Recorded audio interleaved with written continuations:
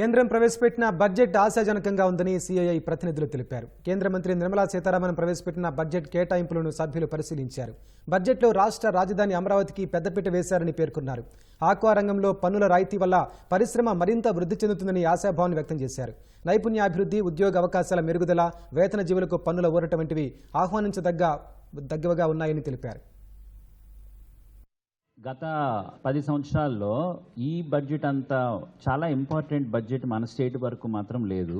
Greater alignment between the central government and state government ఖచ్చితంగా స్టేట్కి చాలా మంచి అలాట్మెంట్ చేయించారనేది అందరి అభిప్రాయం. ఇక్కడ రాష్ట్రానికి చాలా ముఖ్యమైన క్యాపిటల్ ఏదైతే ఉందో అమరావతి క్యాపిటల్ డెవలప్మెంట్ కోసం మొదటి సంవత్సరం ఈ 15,000 కోట్లు, అలాగనే నెక్స్ట్ 5 years కూడా ఆ రేపీ రీఆర్గనైజేషన్ యాక్ట్లో ఈ క్యాపిటల్ గురించి ఏదైతే మాట్లాడారో వాటన్నిటికీ మేము హెల్ప్ చేస్తాము నెక్స్ట్ 5 years అనేది చెప్పడం జరిగింది.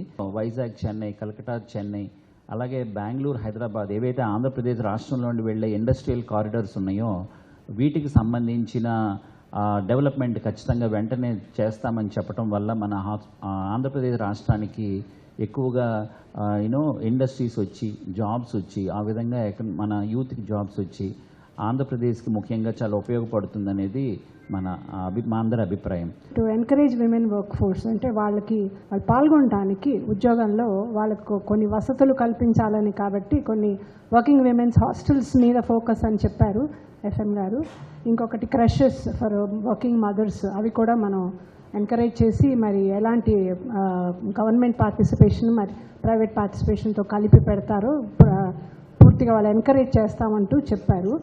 మహిళల పేరు మీద ఉండే ఆస్తుల మీద స్టాంప్ డ్యూటీ తగ్గిస్తామనే పాయింట్ ఒకటి మెన్షన్ చేశారు కనుక అది వస్తే అది చాలా ఉపయోగంగానే ఉంటుంది.